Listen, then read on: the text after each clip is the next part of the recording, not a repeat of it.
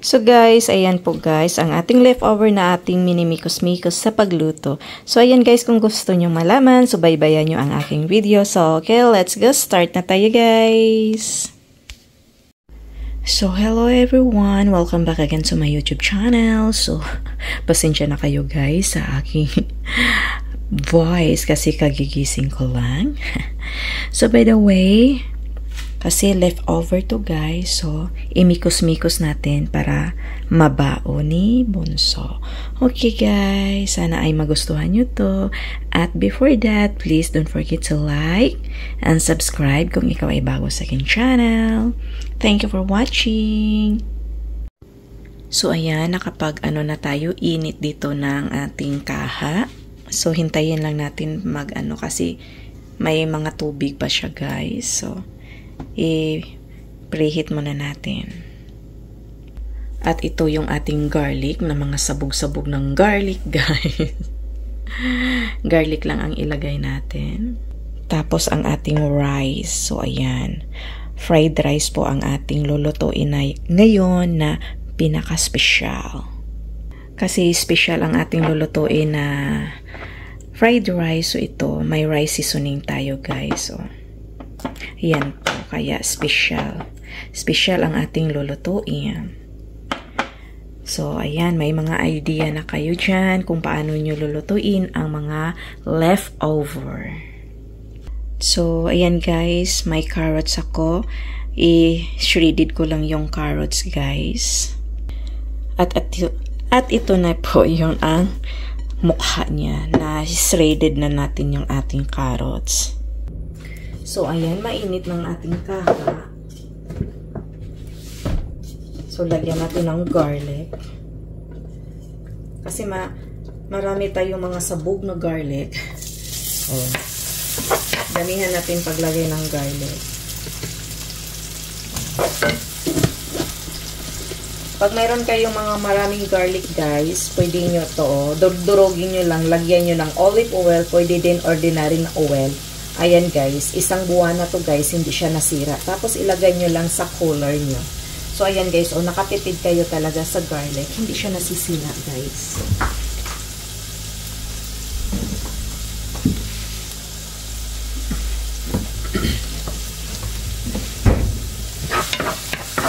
Nilagay ko muna ang garlic sa cooler, sa freezer. So ayan. So, hindi nyo nakita, ipatong ko tong ko. So, ayan na, ipatong ko na kayo dyan para makita nyo ang aking niluto.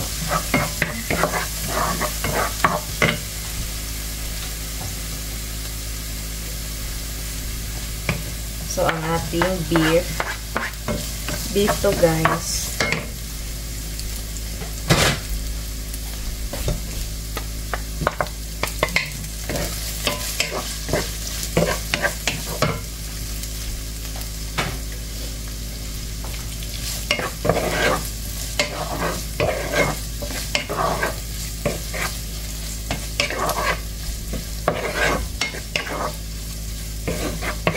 Palakasin nating apoy para madaling maluto.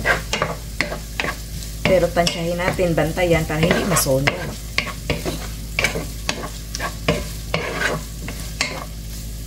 Luto naman to guys, so parang lang siya, madali.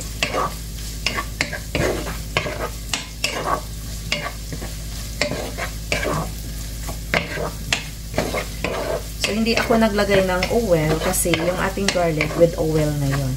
Ang ginamit ko na oil guys sa ating garlic is olive kasi meron kaming olive. O, napaka-social, char. Pero pwede naman any kind of oil guys sa garlic. Natsimpuhan lang na meron kaming olive oil. So, ayan. Okay na yan. Kasi nagmadali na tayo para hindi ma-late si Bunso. Kasi request nito eh. So, ayan guys, yung shredded na carrots nilagay natin dyan.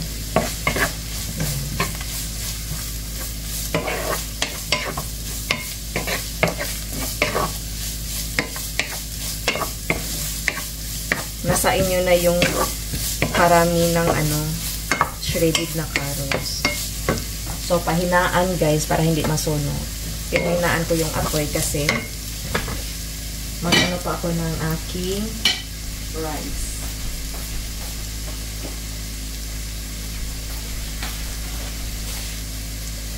So, ang ating rice, durugin muna natin guys. Kita nyo ba dyan, oh? So, yan, durugin natin guys.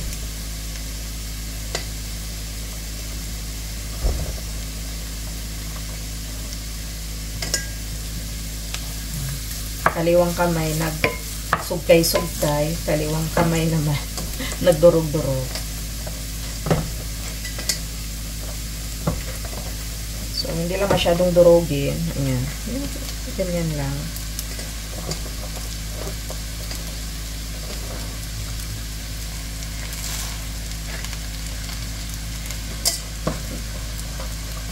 Hindi lahat na dinurog ko guys. So, may natirang konti. Ayan.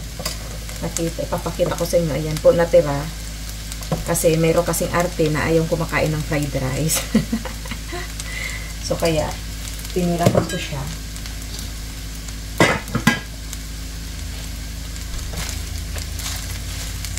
Durogin, kamayin.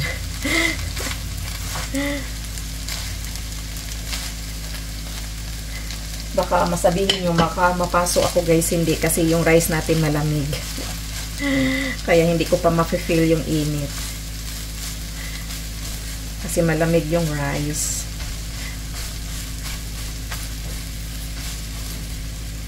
So, ayan o.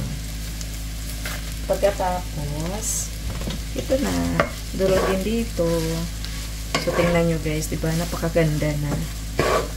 Napakatakam-takam. Alam ko na indit kayo. Lalo na pag malagyan to ng rice seasoning guys. Para talagang sushi. Pwede na siyang i-roll sa seaweeds guys. Yung pang sushi ba?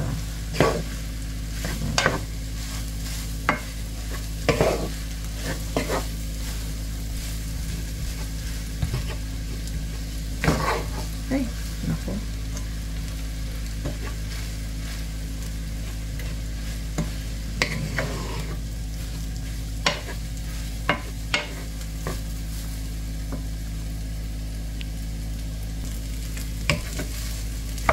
So, hindi ako naglagay ng salt. Kasi guys, maalat na tong beef natin. So, yan na po ang nagbigay panimpla ng ating dyan, sa ating fried rice. Tapos, dagdagan din natin yung sa rice seasoning guys. So, yan na po ang ng lasa guys. Magdagdag din ng lasa. Kaya, hindi ako naglagay ng salt.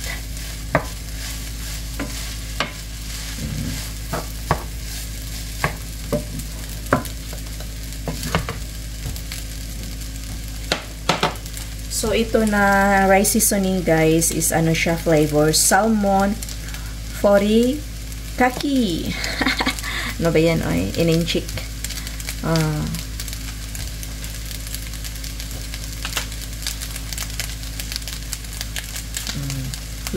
Marami.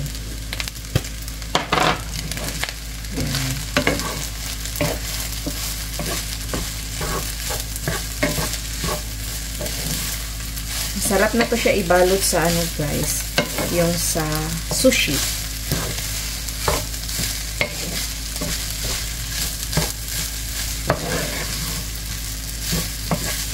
Meron din kaming sushi, Japanese sushi. Anong tawag ba dyan? Seaweeds ba? Yung pwede na siya baluti yan. Tapos last guys is ito. I-shake ko lang. Ito siya guys with Torita Mango Furikake. Ano ba to? Basta binasa ko lang siya guys. Ito ang pinakamasarap na rice seasoning.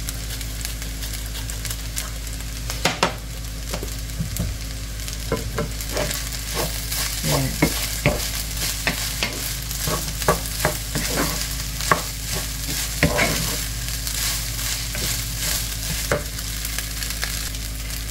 So, ayan guys, luto na yan. So, hindi pwede na hindi natin tikman. So, tikman natin guys. Ito lang rice. Ang tikman natin. Kunti lang. Naku guys, ang sarap. Ang beef. Naku guys, mapakain na ako dito. Ang sarap.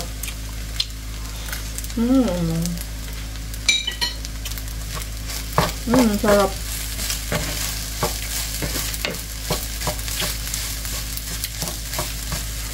Ang sarap guys. Mag-like naman kayo dyan. So, ilipat na natin dito sa ating lagayan. Pasensya na guys, nakatalikod. Nakatalikod kayo guys. So, ayan. So, mainit yan. O, diba? May AC fried rice. O. Next nating lulutuin guys, itong anong tawag ba nito stringless sugar snap peas. Ito siya guys. Mura siya og patani ba? Sa atoa ba? Sa ato ang probinsya, mura siya patani. Ito siya guys ba? Peas. So, lulutuin natin to. Ayan. Ayos mo kay hugasan panin ako guys. So, ito lang kadami guys ang aking lulutuin. Oh. So, guys, cut ako ng butter. Ganito lang kalaki. So, unsalted butter to siya, guys. Ayan. Nawala na kasi yung niya. So, pwede din kayo gagamit any kind of butter. Or kung wala kayong butter, pwede oil. Tansyahin nyo na lang. So, imi-melt lang natin yung butter, guys. Hindi ko pa yun na-on. Hindi pa natin na-on ang ating kalayo. Kasi mainit to siya So, i-on natin in a low heat. So, ayan guys, na na siya, na melt na siya. So, ilagay natin ang ating nahugasan na peas. So, ayan.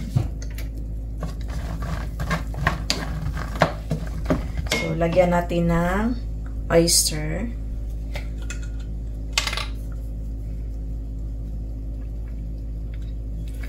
So, yan. Mga kung mga 1 teaspoon lang yon. Tapos, lagyan natin ng black pepper.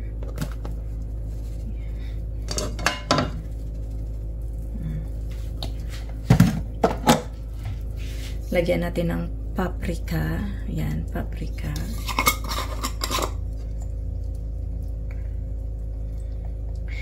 Yung paprika guys, hindi to siya maanghang. Pang lang ng niya. Lasa. Meron akong oregano. Yan, oregano.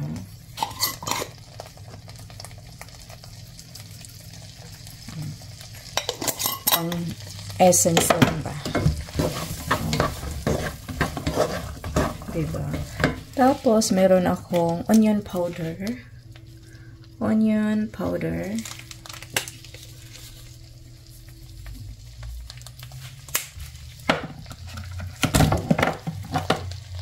Meron akong garlic and salt.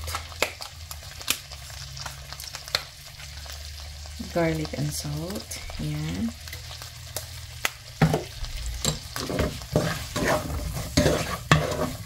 Sutin lang natin guys.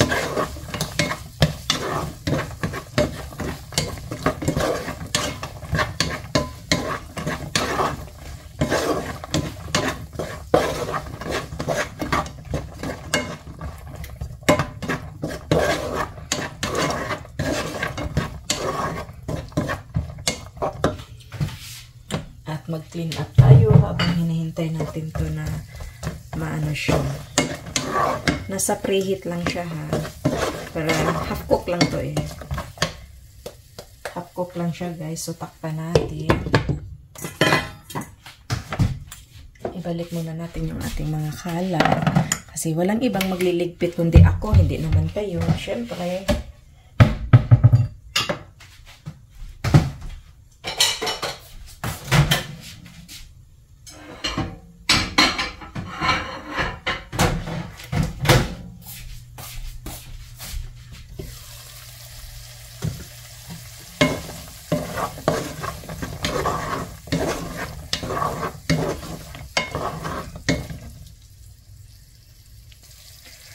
Sa last guys, naglagay ako ng salt free.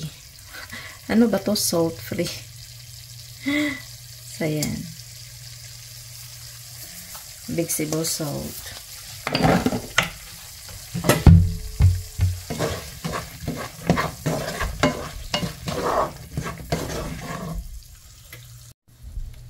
Medyo nagloading kayo kanina guys.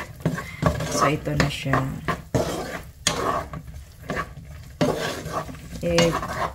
Free cook lang to siya guys. Free cook. I-preheat. Hindi masyadong baka masuman.